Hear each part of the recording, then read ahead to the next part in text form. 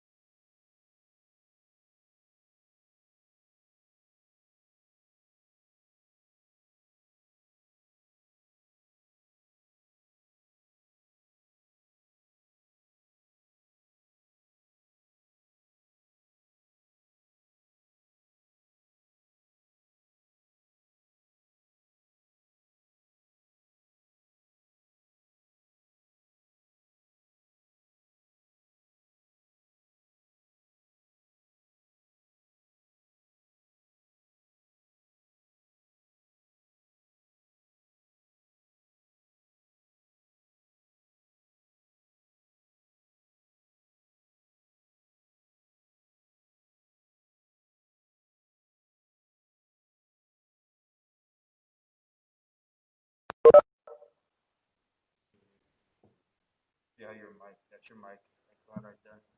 Go ahead.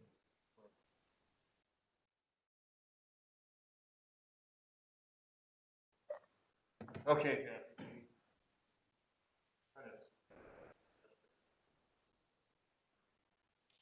Hi, Todd. Can you hear me? Yes, I can hear you, Dave. Sounds good. Did you know you have a relative playing for the Boston Red Sox? Who would that be? Bobby Dahlbeck? Yes, I do. You did know that? Yes. He's doing well. Yeah, that's good. I have a friend who has his grandson is pitching for St. Louis, Oh, Flaherty. okay.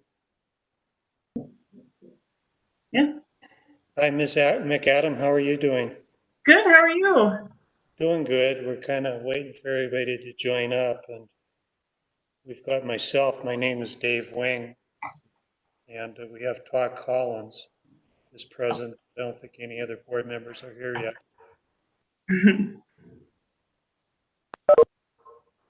Oh,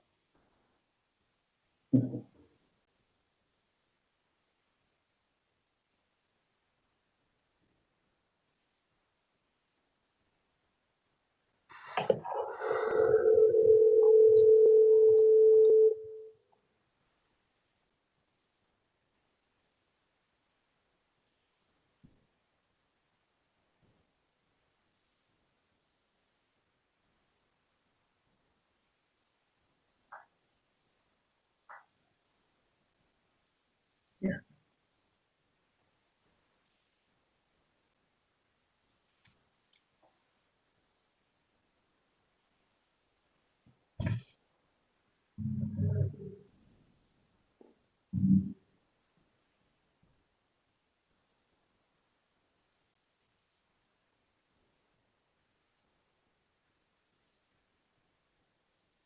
No, she's going to sign in from the hall. Mhm.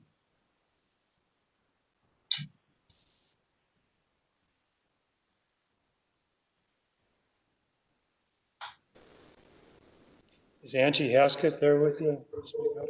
No, she was going to sign in from her home or her office. Okay.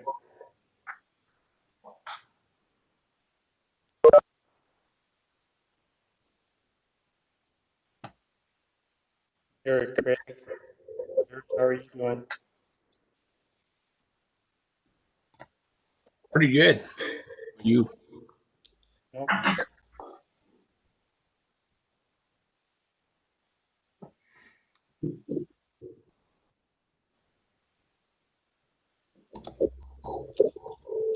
Mhm.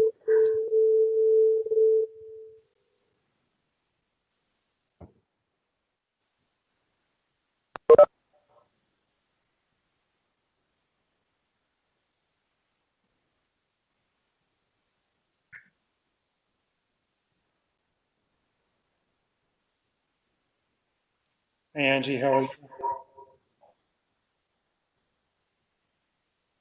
you? Sorry, hi Dave.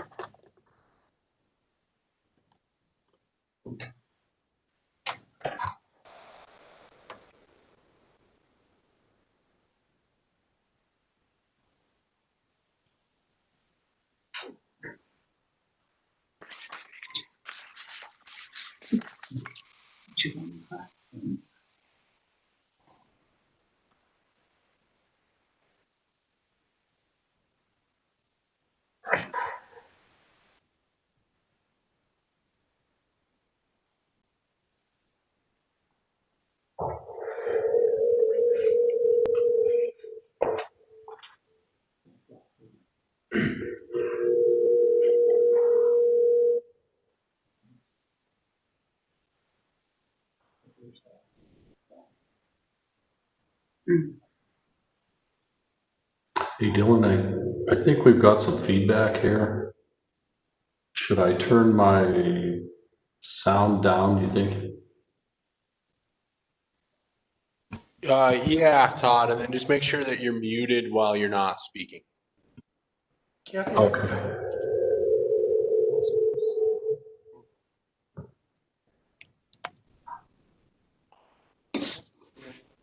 Do you need some help? No, I think I got it handled. I just, I have a hard time hearing because it's just the speaker in the PC.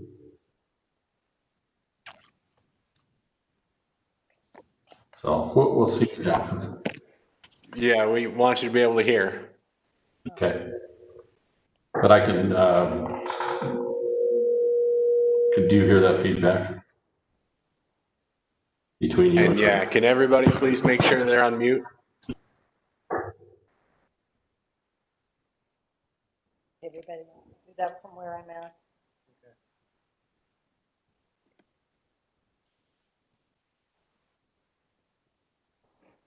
All right.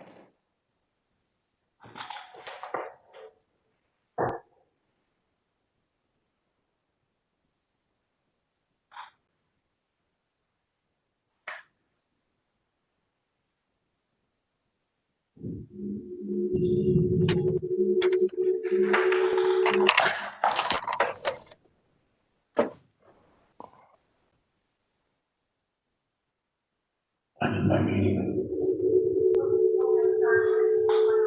Okay, bye.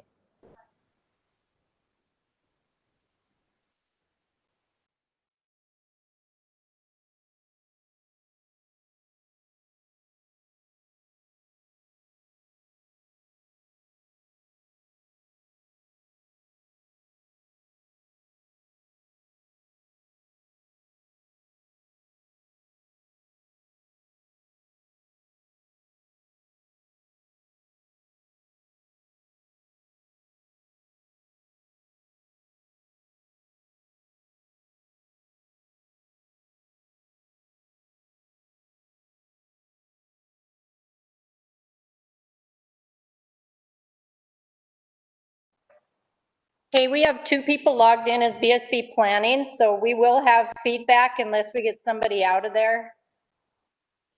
He needs to log in as himself.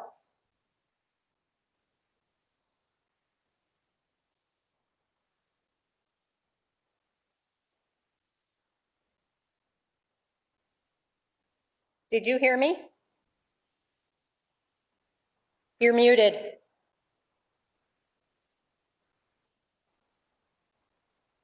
I heard you, Kathy. John's down here. We'll have him fix it. I think we need to log in for Todd. Yeah, he can log in as himself, just not as BSB planning. It's probably automatically logged on there. So if he just joins the meeting if he logs out and joins the meeting and puts his own information in, it should work. John's down here. He's going to help us out. Sounds good. I'm gonna mute it again.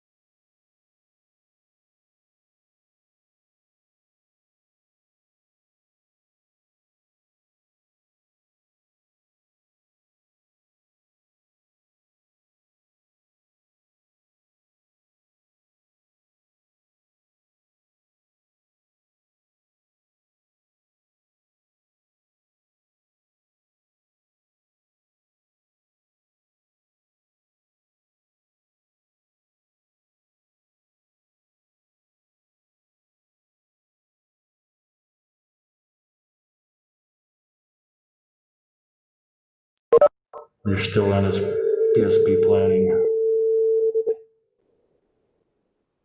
That's because she's logged into that computer.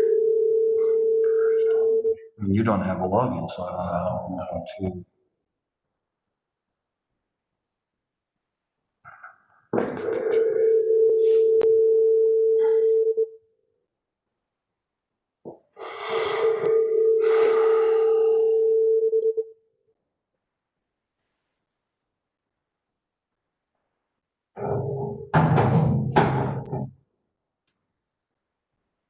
No. Believe me.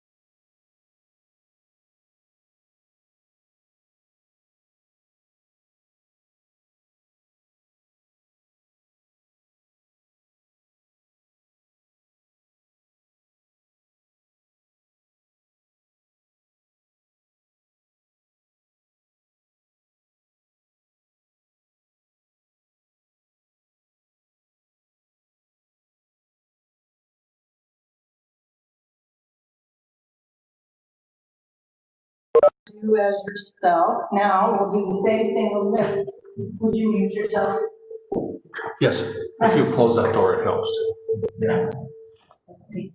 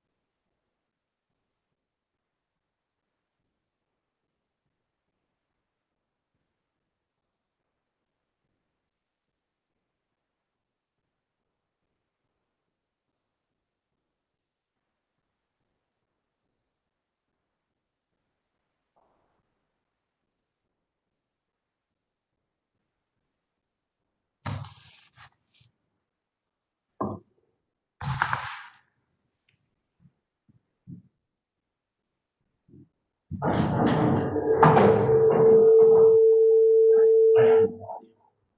I see it, Don.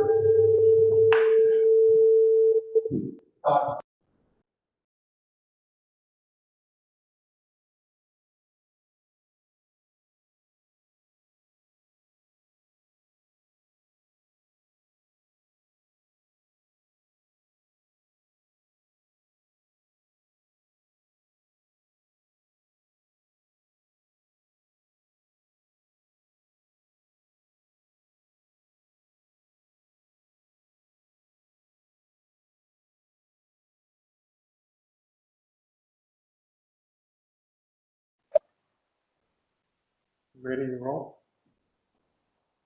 Okay. It is now somewhat past 5:30 on Thursday, September the 10th, which is the advertised time and day for this meeting of the Zoning Board of Adjustment. So I will now call the meeting to order. This is a virtual meeting. We are appearing by WebEx. I would like to first of all introduce the planning staff that are present. I don't see them on my screen. There they are in the upper right-hand corner. Lori Casey and Dylan Pipinich. Lori is the planning director and Dylan is senior planner. Carol Laird is also present. She does not appear, but she is the secretary who will be recording the minutes of this meeting. The board members that are present are Lauren Burmeister. Lauren, could you give a wave so we can see you? Garrett Craig, Sylvia Cunningham, Todd Collins, and myself, Dave Wing. I'm the chairman of the meeting tonight. The first matter for board consideration is the minutes of the last meeting. Have the board members had an opportunity to review those minutes? And if so, would somebody like to make a motion with regard to their approval? Mr. Chairman, I'd like to make a motion that we approve the minutes of July 16th, 2020. I'll second that.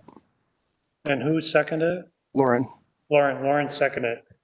We can all vote. I think we can all vote in favor by raising our hands. All 5 board members have voted in favor of the approval of the minutes and they are hereby approved. The matter that we have on our agenda tonight. Mr. Chairman, Yes. we got a message that there's no sound on the live stream. Okay, so people couldn't hear me?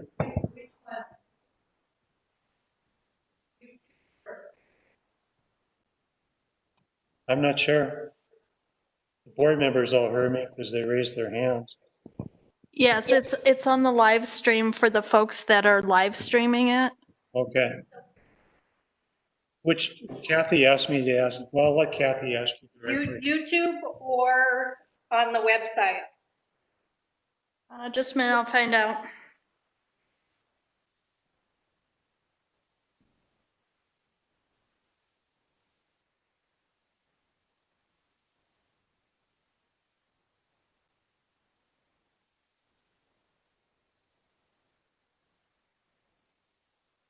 Oh, now they can.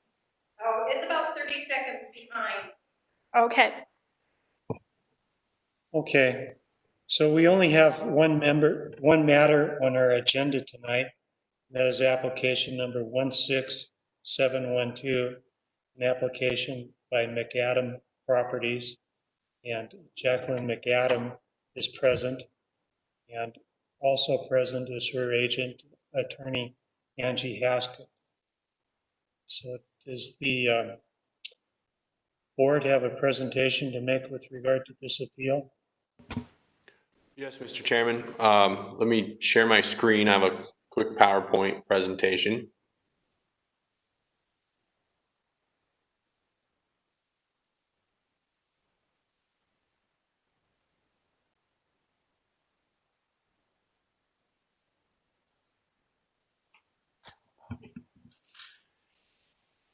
So this is an appeal of the zoning officer's decision.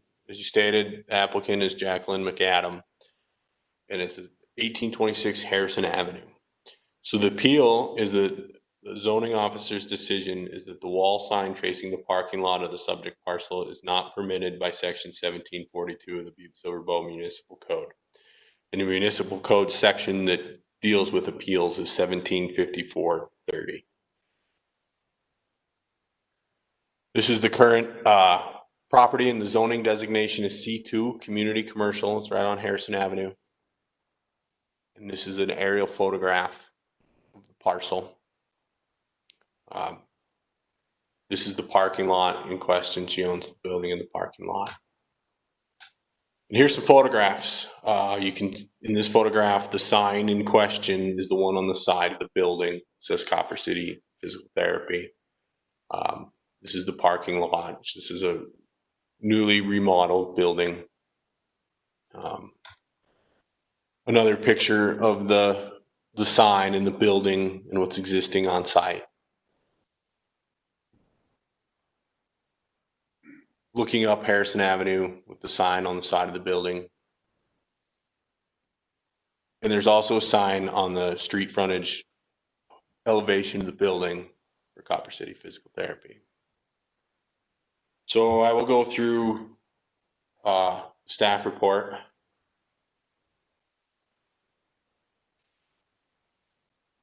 As I stated, the location is in the C2 community commercial zone. And she's appealing that the zoning officer made a decision that that sign on the side of the building is not permitted by the code. Staff findings, sign specifications have been established to prevent the proliferation of signs within the community, to eliminate the potential for signs to have a negative impact on the surrounding or adjacent property owners, and to protect the natural environment. Section 174250 on-premise signs lists the zoning requirements for on-premise signs in Butte-Silver. More specifically, subpart C7 of the section describes the permitted wall signs in commercial and industrial zones. This section states that one or more wall signs per building frontage are permitted if the sign meets the size requirements for the zones listed. Section 1742-30 defines frontage building as any side of a building which faces a public right-of-way. Therefore, signs are only permitted on the elevations facing public rights-of-way. In January of 2020, the applicant and her contractor received a building permit for the interior remodel of the building to accommodate a physical therapy office. All commercial projects are tracked by various Butte-Silver departments on a bi-weekly progress meeting to help ensure compliance with the construction with all ordinances enforced by various departments throughout the lifespan of the construction project until a certificate of occupancy is issued. It was noted by a Butte-Silver staff member at this progress meeting that signs have been installed at 1826 Harrison without a permit. A code enforcement officer was requested to investigate, at which time the officer notified the property owner that a permit is required for signs and that one sign is out of compliance with the municipal code. The applicant is now appealing that decision. It should be noted that in conversation with the owner and the owner's contractor prior to appealing, the appeal being received, planning staff reiterated several options for the sign that are in compliance with the municipal code. Those options include placing the sign on the roof, utilizing the existing freestanding pole located on the property. There's also been a policy of the planning department to allow trading of frontages by allowing wall signs to be placed on elevations with no frontage in lieu of placing signs on the street frontage elevation, as this does not add to the proliferation of signs within the community.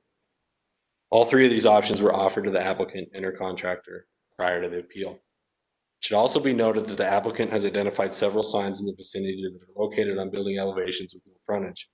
There are several reasons for such signs, including signs that were constructed prior to the adoption of the zoning ordinance that are grandfathered, sign faces that were replaced on grandfathered signs, and signs that were traded for frontage signs, or unpermitted signs that are out of compliance. As I previously stated, bi-weekly construction progress meetings are conducted by Butte-Silver staff from several departments to ensure construction within our community is in compliance with all municipal codes. In addition, a position has been recently created in the Community Enrichment Department specifically dedicated to zoning enforcement in an attempt to help not only ensure code compliance, but protect the public interest and general health and welfare of the community through code compliance. Examples of unpermitted signs, as demonstrated in the appeal, only reinforce the necessity for the efficiencies made towards code enforcement over the last 2 years by Butte-Silver staff. In conclusion, section 7.1.114.1E Montana Code annotated provides that the local government with self-governing powers, which includes Butte-Silver must comply with all state laws that require or regulate planning or zoning. Montana Code annotated, as well as section 1754 Board of Adjustment of the Butte-Silver defines the powers of the board as follows. A, to hear and decide appeals, which it is alleged there is an error in any order, requirement, decision made by the enforcing officer with this chapter. And I'm going to put this on the screen so that you can read them all. B, to hear and decide special exemptions to the term of this title, which upon the board is required to pass under such ordinance. C, to authorize upon appeal in specific cases such as variance from the terms of this title, as will not be contrary to the public interest, where owing to special conditions, a literal enforcement of the provisions of this title will result in unnecessary hardship, and so that the spirit of the title shall be observed and substantial justice done. And D, in exercising the above mentioned powers, such board may, in conformity with the provisions of this title, reverse or affirm, wholly or partly, or modify the order, requirement, decision, or determination appealed from that may make such order, requirement, decision, or determination as ought to be made, and that end shall have all the powers of the officer from whom the appeal was taken. The reminder, unnecessary hardship as defined by the Supreme Court must result in a condition unique to the property, such as a unique physical property shape, topography, feature, or geological trait. This quality must preclude the applicant's ability to place a structure on the property in compliance with the zoning ordinance. Hardship may not be a result of a condition created by the applicant. That concludes my presentation. I will welcome any questions by the board. Do any board members have any questions of the staff?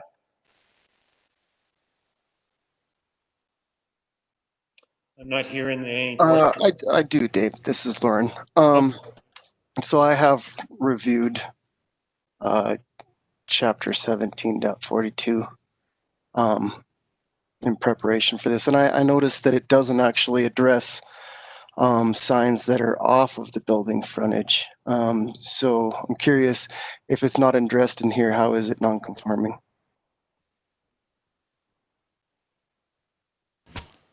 Mr. Chairman, Mr. Burmeister, so the zoning ordinance lists what is permitted. So section C, that section that I illustrated, lists on-premise signs permitted in commercial and industrial zones. So those are the signs that are permitted. Zoning ordinance does not list everything that is unpermitted. Everything that is not listed is unpermitted. That's just how all sections of the zoning ordinance read. So it lists the signs that are permitted and everything not listed is unpermitted. Does that answer your question? Sorry. Yeah, it does, I think. So under that scenario, then the applicant could request a variance and essentially have a non-conforming sign, a legal non-conforming sign. Is that how the process should play out? Mr. Chairman, Mr. Burmeister, so the sections of the powers of the board that I read, I think it was section C or the third one or something like that, says that you can grant variances upon appeal if it is found to meet the criteria, not contrary to the public interest, that there is a hardship and it is in the spirit of the zoning ordinance. Okay, thank you. Thank you. Do any other board members have any questions of the staff? Okay, don't hear anybody. So I will now give the applicant and or her agent an opportunity to present their presentation to the board and the reasons they are appealing the decision that was made, and the reasons why they believe that it's appropriate for the sign to appear on the side of the building.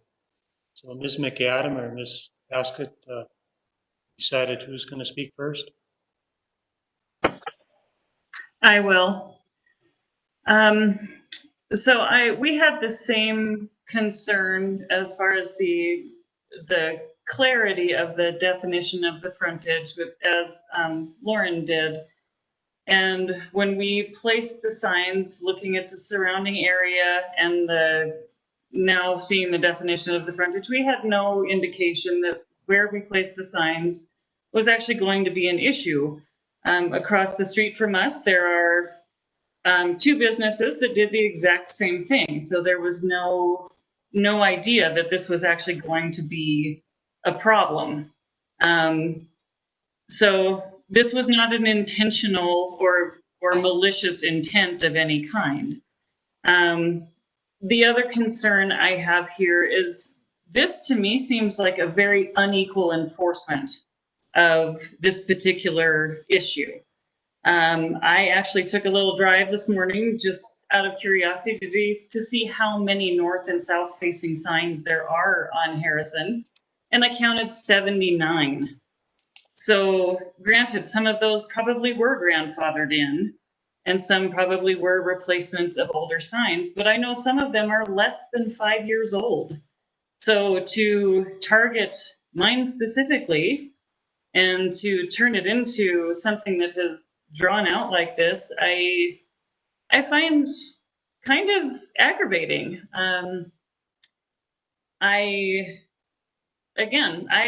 Yes, we missed a permit in the process of this whole renovation. That was an error.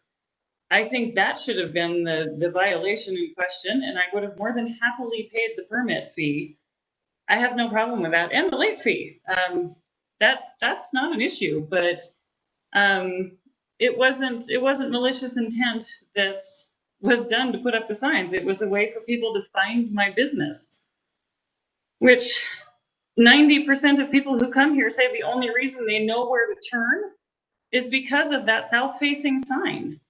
If they have to depend on the one facing the road, they drive right by, because at 35 miles per hour on Harrison, you don't have a chance to see it. So you're going to drive by, you have to turn around and go back and try again. So this has been a useful location and a proper spot for that sign. The concern we have too with relocating the sign is if we put it on the roof, we have now punched a hole in the roof, which poses issues for possible leaks in the future. It is a large sign, so then we have microbursts come through that could potentially rip it off the roof, causing more damage. The post that they're suggesting we anchor it to, I don't know if anybody noticed the photo in the paper. It's rusty and 50 years old. The integrity of that post is not something that I think is probably real great at this point. So again, you anchor a giant sign to it and it gets blown over, it could land smack on my building and do more damage. So what I'm seeing here is that we're going to create more expense for a sign that is properly placed. It has electrical already running to it for nighttime lighting. And it makes absolutely no sense to me to relocate it when it's a functional location as is. One of my favorite arguments that I got when I was communicating with Dylan was that a local guy would have known that this sign couldn't be side facing. So I called and spoke with 2 local sign contractors, one of which has been in business for 25 years. He said he's never heard of this. I find that interesting.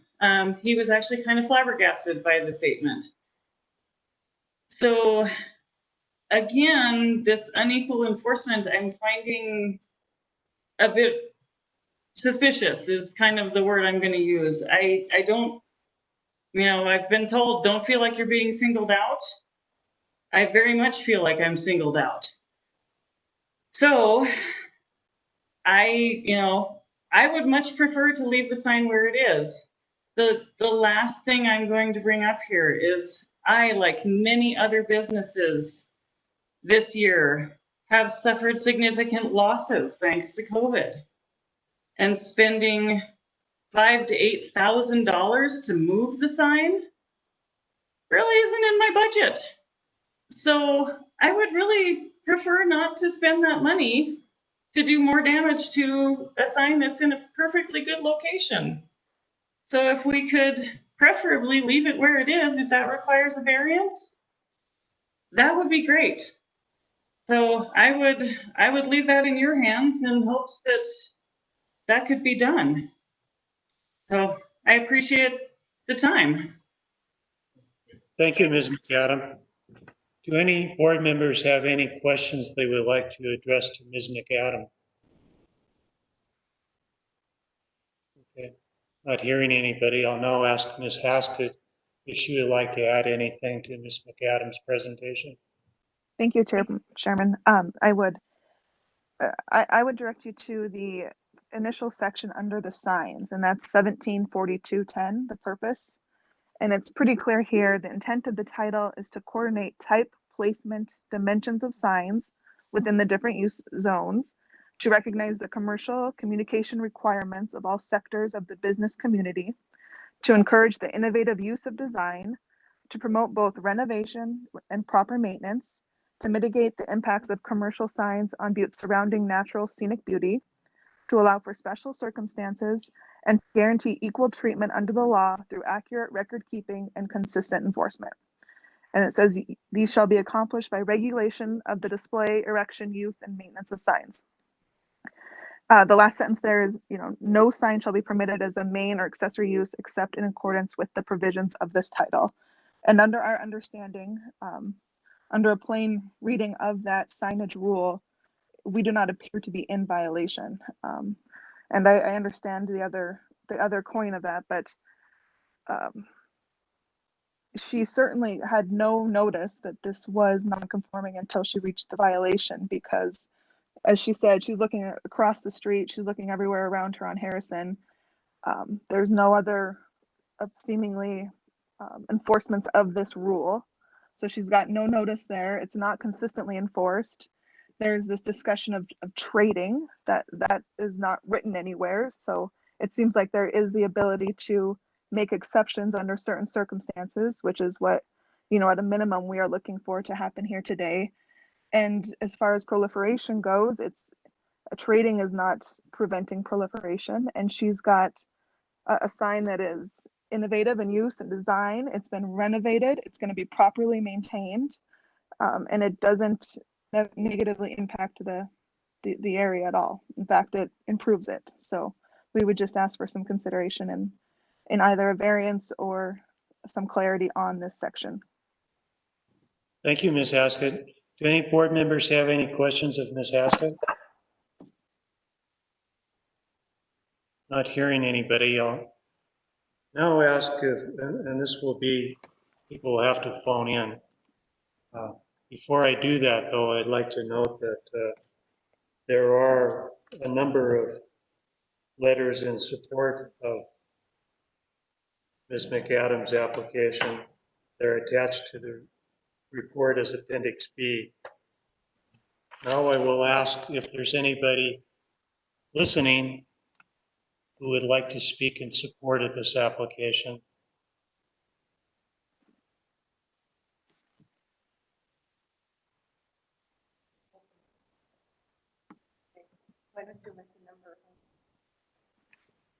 We're going to put up the number just so there's no question about the number you should call if you want to support the application.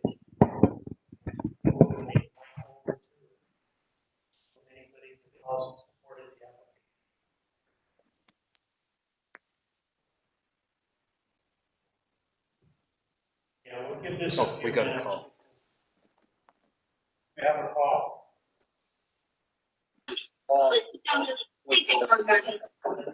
Hello? Hello, can you please state your name and your address? Go ahead and address. Could you just advise the board, this is Ernie Saraki, the zoning enforcement officer. I'm not for or against it, but just advise the board members that if they have any questions or if the planning staff has any questions, to just go ahead and ask me.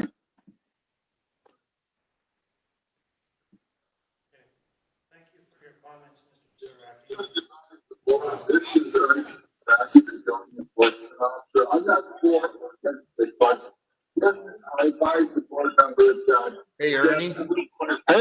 can you turn down your volume? We're getting feedback on that. Oh, I'm sorry. Hold on. Let me turn down the volume on my phone. Sorry. Oh, okay. The volume's done. Okay. I'm just here if there's any questions, either by the planning staff or the board regarding this matter. I was the person who spoke with Ms. McAdam, and if there's anything I can answer for you folks.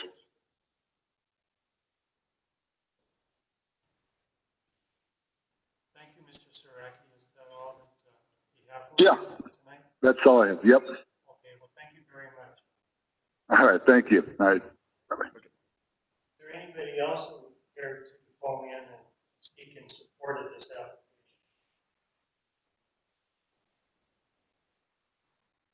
And again, we have to give it a few.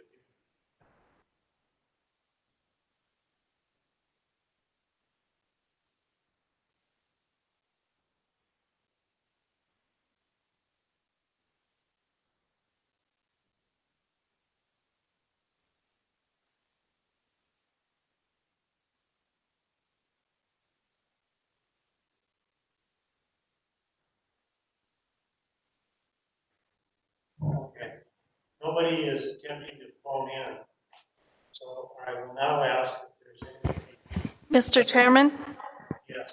before you ask for opponents, we should note that there was written comment received, and the board was sent those out in favor and in support of Ms. McAdams. You received a written comment from Deborah Pascua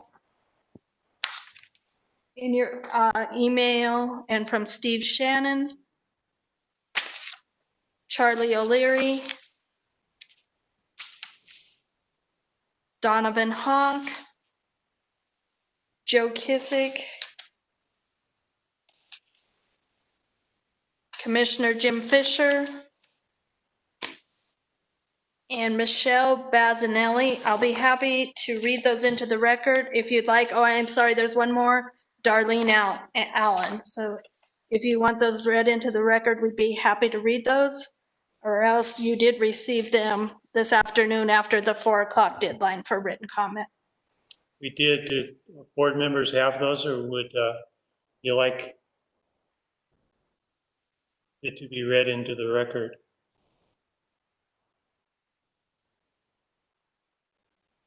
I think that all board members have those. At least I'm not seeing anybody indicating otherwise. So I think we can dispense with that unless the applicant would like them read into the record.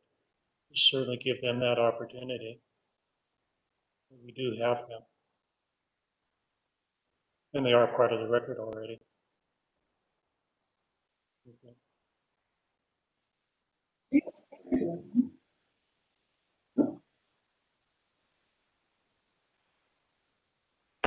Do you want those read into the record? That would be great, because I haven't heard them. Okay, that'd be fine. We can read them into the record. Dear Butte-Silver Zoning and Planning, I am making a public comment in support of Copper City Physical Therapy being able to keep their sign on the side of their building, as everyone else in the surrounding blocks have been able to.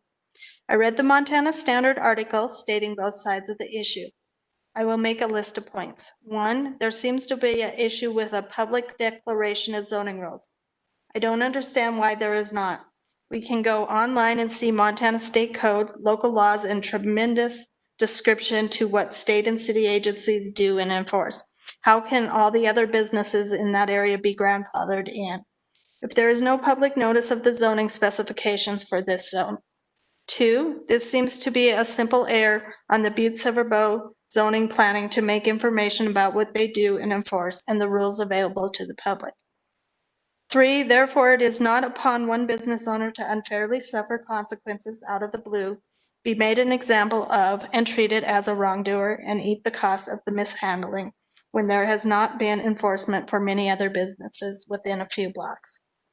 4, not enforcing the unpublic zoning laws is a mistake of the Butte-Silver Zoning and Planning Department to rectify, not burden a completely responsible business owner. 5, Jackie McAdam has very responsibility managed her business and always followed rules and statutes and provides employment with full-time living wages and benefits. Have any of you looked for work recently in Butte, Montana? It is very hard to find employers that value their workers enough to provide fair jobs completely above board with fair wages and benefits. 6, have any of you driven by those blocks? I can say from personal experience that I normally have to drive around those blocks 2 or 3 times to find the signage of the business I'm looking for because it's a high traffic area that usually goes fairly fast, and the signs are so understated that one has to know exactly where they're going. 7, the businesses of the area are not particularly attractive for the city. I don't understand how out of all the business owners that are allowed to have side signs on those blocks that the one business that has been cared for enough to look presentable as a clean, well-run, properly maintained business with an attractive exterior would be made to take down a sign that is very attractive. 8, the suggestion of a sign placed on the roof is ridiculous. How does that reduce signage? That would look ugly, tacky, undesirable, and would make those blocks look ever shabbier than they already look.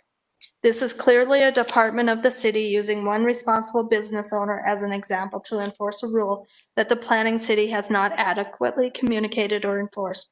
And so only that one business owner is supposed to go through the expense of wasted, very attractive signage attractively placed on well-maintained property. 10, this is a responsible business owner who has steadily increased business and followed all business laws and requirements since she started. And so each year is providing much full-time livable jobs with benefits for physical therapists, support staff, contractors, and all their laborers, and revenue from all the local vendors that they support. And you want to limit her ability to attract business with her attractive building and signage that frankly is in a neighborhood that is not very attractive with attractive signage, so that she can limit her ability to increase the economy within the city of Butte. I have known many business owners that have come to Butte with good intentions and eventually gave up because of the erratic conduct and enforcement of rules in this town. There is no need to wonder what Butte's economics are suffering when city business is run so irresponsible that there isn't even public notice of the zoning rules and erratic enforcement. That is all I have to say. It is not that I do not respect and appreciate the city's work. I simply think this town looks like an upheaval and allowed to do that because of lack of money, enforcement, and the desire of the citizens to keep things old, stagnant, and run down. But why punish the people that are trying to improve the conditions of this town? Why make them the sole examples for mistakes that are the responsibility of your own department? I would say before you enforce the zoning rules for just one business owner, that you at least make them public and clear, and that you enforce the same for everyone rather than conveniently saying they were at some point grandfathered in. When was this made public? Sincerely, Deborah A. Pascua, 2603 Walnut Street. Okay, I'm writing in support of Copper City PT. My wife and I are both customers of Jackie and her wonderful staff. I looked for ordinance in the online BSB ordinance, but even though the online BSB ordinance has a sign code section, I found nothing in that related to this. I'm unsure where to find the exact ordinance. Maybe that's the part of the problem. I drove along Harrison from Amherst to Copper City PT yesterday, and nearly every business has one sign on the front of their building and another somewhere that is visible to approaching cars.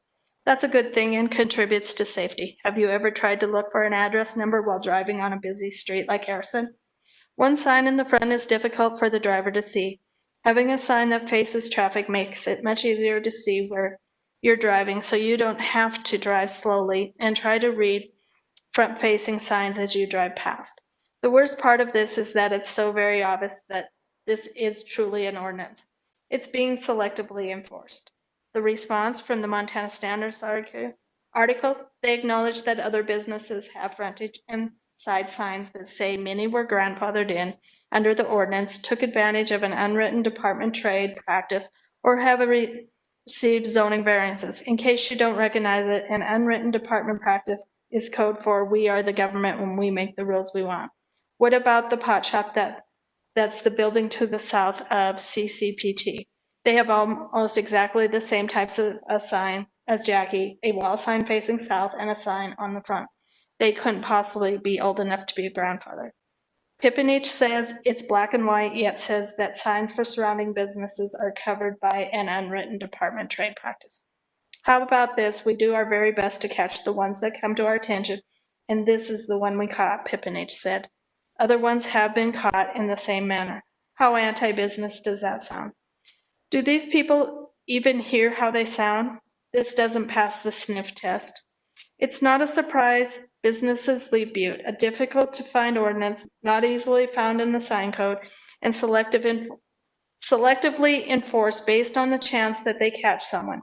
Any regulation that lends itself to such selective enforcement should be voided. Any government employees who choose to selectively enforce such regulations should be sanctioned or terminated. Steve Shannon. No address listed. Dear BSB Zoning Board, please accept the comment concerning the south-facing sign for Copper City PT. I have driven by the location a couple of times now since they opened and find nothing offensive or obtrusive about their signs. Their south-facing sign is not anything unlike the many signs across the street, Poorhouse Pub, Homestead Real Estate, Redline Sports, and the Barber Shop, or the many other commercial signs up and down Harrison Avenue. Harrison is a commercial thoroughfare with a 35-mile-per-hour speed limit. Retail shops need to catch the eye of traffic, and this is difficult with only a front-facing sign. People driving 35 or faster do not need to be distracted by having to look sideways for some business location. A south-facing sign of reasonable size that is not a neon flashing eyesore is perfectly acceptable to me. I am very grateful for any individual who makes a $500,000 investment in Butte during these times. We here, BSB elected officials and economic development staff, go on and on about the need for more viable businesses in Butte. We all know that Butte is a hard sell sometimes compared to other Montana urban centers. I support this business and any others that add to our tax base for schools and local government. I hope you do too.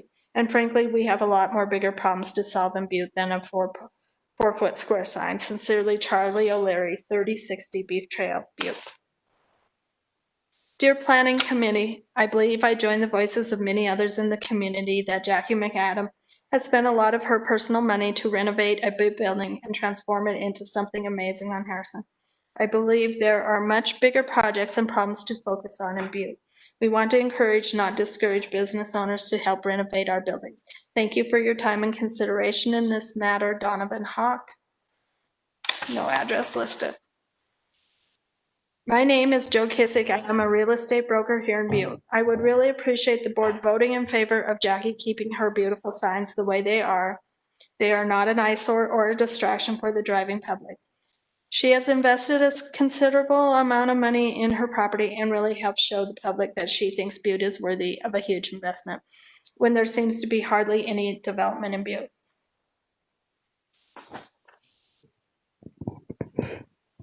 Mr. Chairman, I'm going to give Lori's voice a break and read some. Okay, very good. This one is from Jim Fisher. All, good day and hope all is going well. Please read my comments into the record at the meeting this evening. I see no problem with the sign at its location and ask the board to allow the sign to remain. If the ordinance needs to be changed, let's start the process. Our community is growing and we are suffering some growing pains.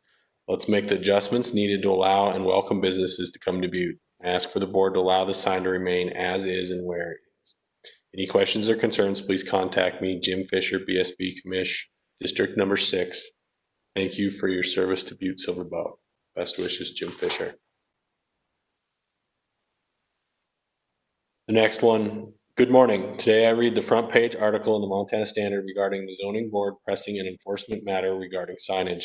I find it discouraging for a couple of reasons. I hope that our county will consider putting our taxpayer resources to use in a more productive manner.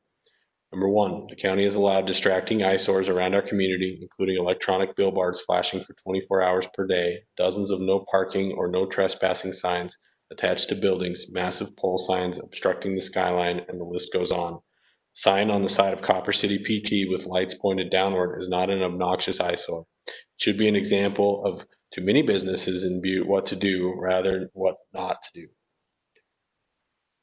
2, to suggest that the sign could instead go on the top of the roof or on a pole is absurd. How would that result in less proliferation of signs? Number 3, Pipinich remarks that we are a regulatory department in zoning. It is black and white is an interesting statement about his job and title. If the job of senior planner is so black and white, then why are there not any uniformity in our community? Good planning generally involves developing and guiding a process, not checking boxes and after the fact enforcement. If zoning guidelines are not clear, then you should evaluate them. I hope that the county will consider its priorities and overall intent.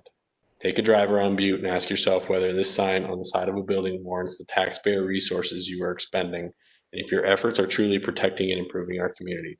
Respectfully submitted, Michelle Bazanella. Sorry if I pronounced that wrong. The next one. I have found the charge for zoning restrictions about signs is one of the most ridiculous things I've heard for a long time. Have any of you driven down Harrison Avenue lately and seen the signs on that street?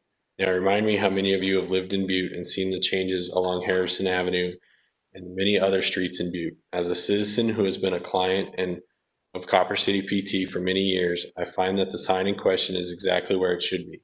You can see it as you were driving down Harrison to let you know that there's a parking lot next to the building you can park in, plus you can also park in front, provided you can get a spot that is not being taken up by Cantera Properties, who is in the next building. The sign on the front of the building is difficult to see, whereas the one on the side is much easier. It is not obnoxious like some of them are on Harrison. CCPT provides a service for Butte people and has made a once rather dull and insignificant building into a building that has improved the looks of the area and put some life back into Harrison Avenue. When someone is willing to make improvements to a building in Butte, they should be commended for the job and not harassed by the local zoning people who have not changed any laws for many years but seem to go back to the age we are going to do it just because we can. Make it better for businesses to come to Butte and stay here rather than trying to run them out. That is not signed. Let me see if I can see who it came from. That was from Darlene Allen, 4825 Foothill Road. And that is all of the written comment received on this matter. Okay, we have now heard everybody who is in support of this application, either by a telephone call or by the letters that were attached to the report and via the information. The letters were just read to us by Ms. Casey and Mr. Pipinich. I will now find out and ask if there's anybody who is in opposition to this particular application. I will first ask Ms. Casey or Mr. Pipinich if they've received anything in opposition to the application. Mr. Chairman, no, we did not receive any written comments. Okay, thank you. We'll now give anybody listening the opportunity to call in and voice any opposition that they might have to this application. And again, this will take a few minutes.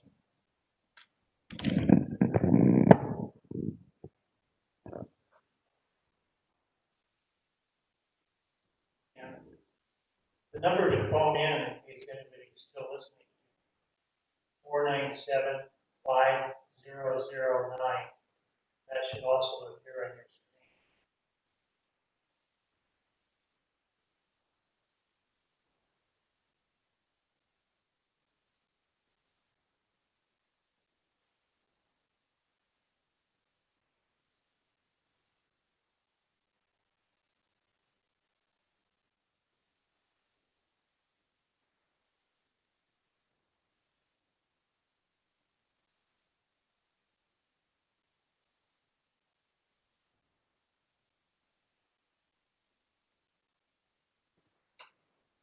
There are nobody phoning in opposition to the application.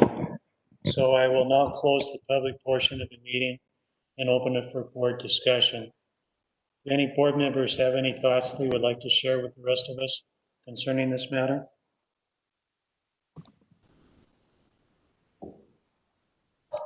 Mr. Chairman, I'm just, I've kind of prepared a statement here that I would like to read. I want to thank the staff and Dylan. They have a tough job. I know that it seems like that this person has been singled out. I think the biggest mistake she made was probably making too nice of a sign. Your signs are beautiful, by the way. I think they're great. And I am not opposed to the location at all. That doesn't relieve the fact that according to the zoning section 1742, you know, that there's an argument that that sign is non-conforming.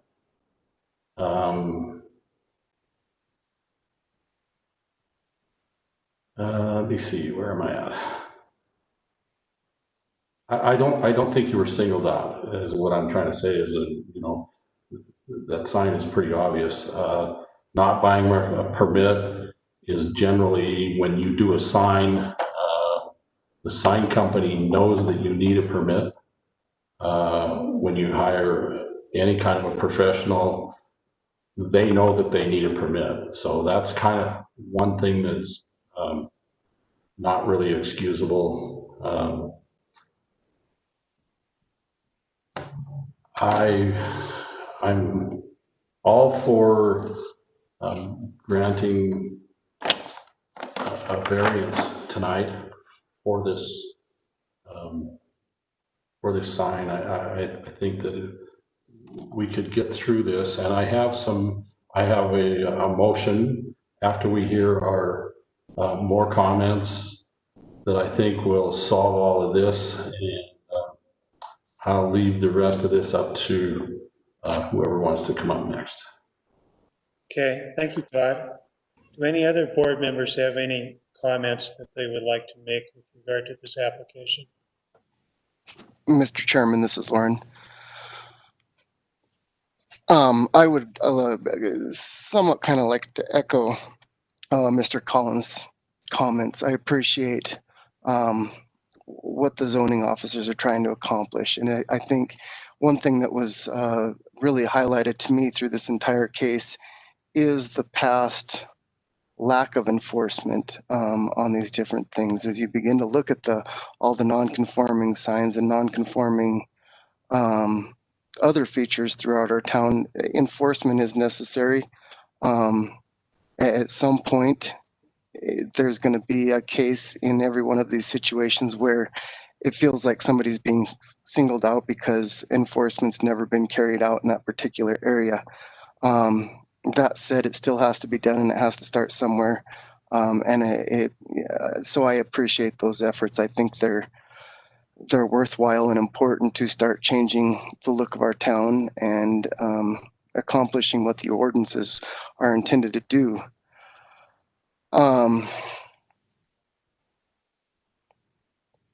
That said, well, I guess to continue on that thought, I've also heard from several commissioners on this topic, and I think there is acknowledgement that, especially this particular ordinance, it maybe needs to be updated. One thing I personally have a pet peeve with is when we have a law or an ordinance in place and it's not routinely or consistently applied. And so if it's not going to be routinely and consistently applied, then the ordinance should be changed. And I think there is appetite by the commission to start to look at some of these ordinances and make sure that the ordinances are appropriate so that they're not just on the books and not being enforced. All of that said, I too think it's a very nice looking sign. The way you've displayed it, I think, is appropriate. It's actually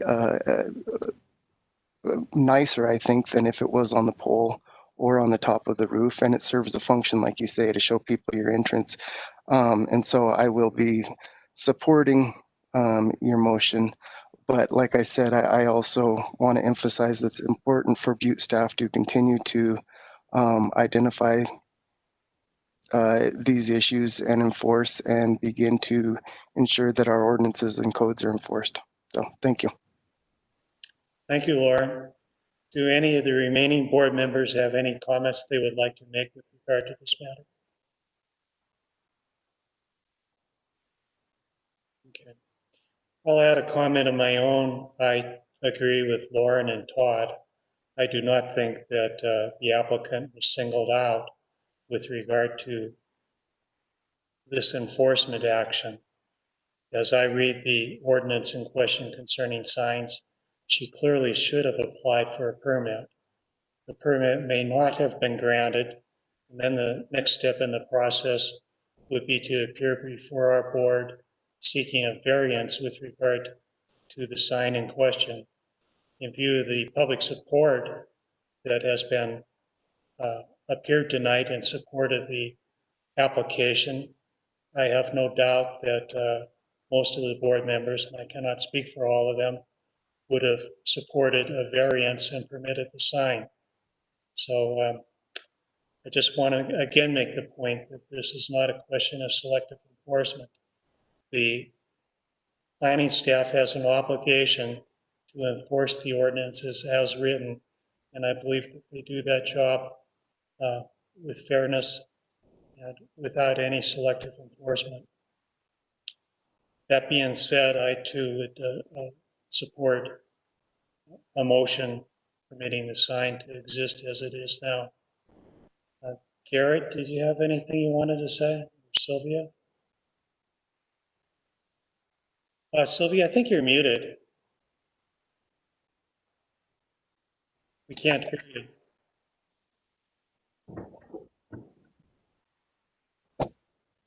We're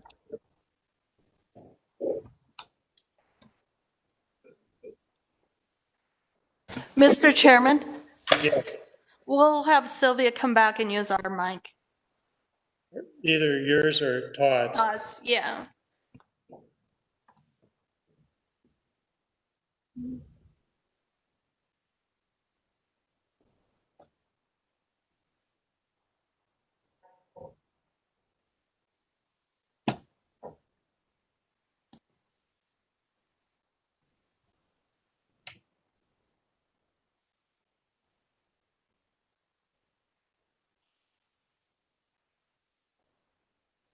Okay, Sylvia, you'll have to unmute Todd's speaker talking to it. Just did.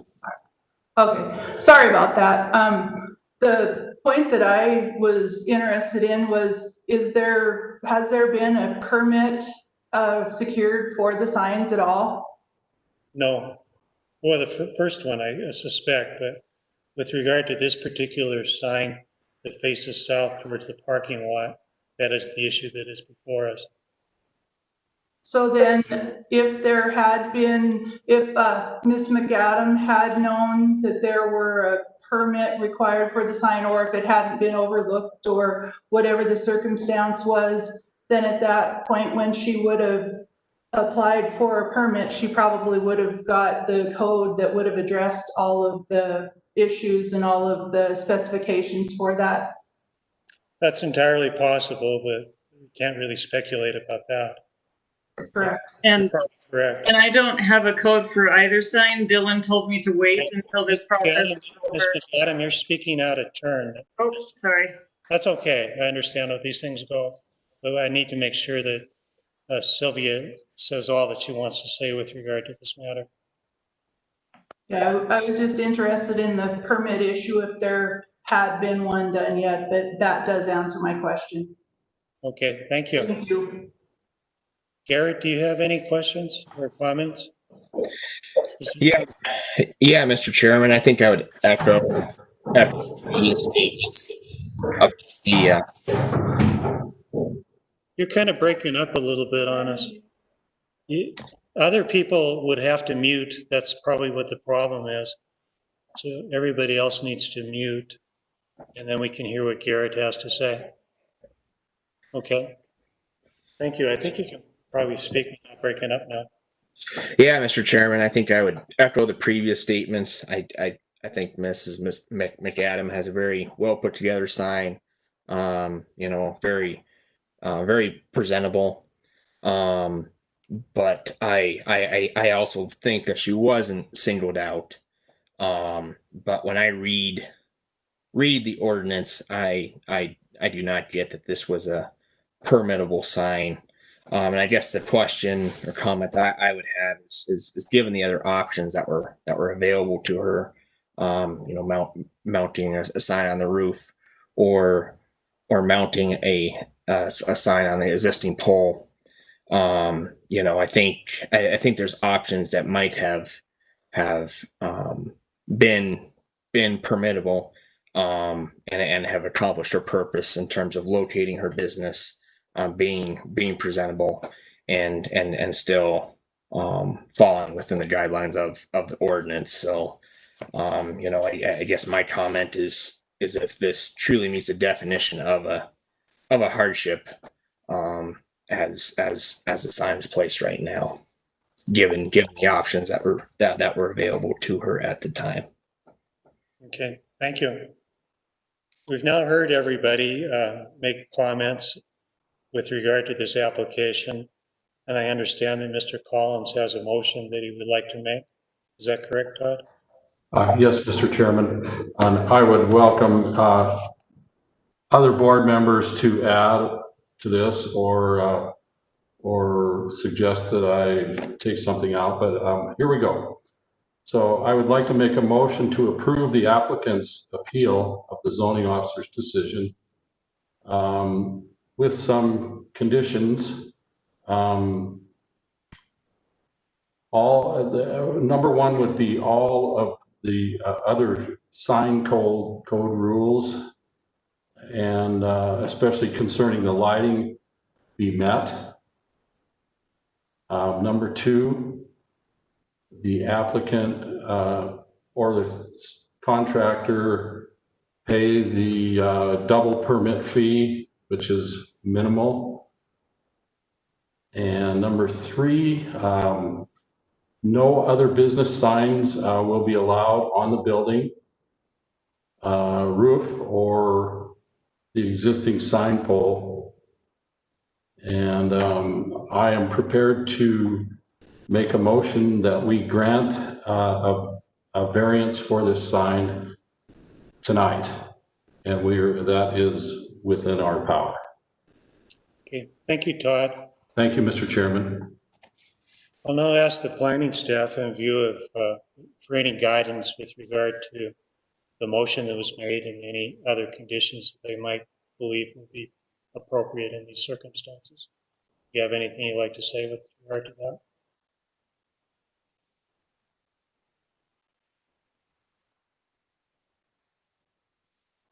I think Oh, are we? I can hear you. You can hear us now? Yes. Sorry, we're not used to the IT muting us and then us muting ourselves. It's difficult, it really is. Yeah, planning staff has no conditions to add. Okay, thank you very much. So we have a motion, and Laura, did you second that motion, or has anybody seconded it? I'll second it, yes. Okay, it's been moved and seconded that we approve the appeal and grant the variance with regard to this particular sign. And all in favor, subject to the conditions, of course, that Todd spelled out. All in favor, since we're a virtual meeting, please raise their hands. So, Garrett, do you? Okay. All opposed to the motion, please raise their hand. Okay, there are 4 votes in support of the motion and 1 vote against the motion. That means that the motion has been approved and your application has been granted. You will be receiving a letter from the planning staff to that effect. So thank you for your attendance. Mr. Chairman? Mr. Chairman? Yes, Todd? I'm not sure that Garrett understood the vote. I thought that he was, well, maybe possibly he voted against it. I don't know. He looked kind of puzzled there, and you might want to ask him. I have no problem. Were you kind of puzzled with the way we phrased everything, Garrett? No, I don't think so. I didn't truly vote against the motion. Okay, Not that the sign shouldn't be there. Okay, we appreciate that. thank you, Mr. Chairman. Thank you. So I've done all four, not all four votes, but 4 votes were in support of the motion with 1 vote against it, and the application has been approved. And as I told Ms. McAdam, she'll be receiving a letter from the planning staff to that effect. Thank you for your attendance here tonight, and thank you for your attendance here tonight too, Ms. Haskett. Thank you. Are we at Mr. Chairman, Yes, would you just please remind the board members to also do their written ballots for the record? you bet. I forgot that. Thank you for calling that to my attention. We've all voted as we have voted in favor or opposed, but there is a paper ballot that has to be filled out and submitted to the planning staff. It'll be easy for me, for Todd, and for Sylvia to do right tonight, but Lauren and Garrett, you'll have to get them up to the planning staff as soon as you can. So thank you. Mr. Chairman, staff would also be happy to pick them up if they need. We Okay, ask a lot with these virtual meetings, so they can just holler. We could have someone from the office pick them up also. Are we able to email them in? Would that be acceptable? Scan and email? Yes, that would be acceptable. All right, thanks. okay. All right, thank you. Do we have anything further with regard to this particular matter? Do we have any further business? Mr. Chairman, we do not have any other business on the agenda tonight. Okay. Thank you. Then I will now call the meeting adjourned, and we can proceed about our Thursday evenings. Thank you. Thank you. Thanks.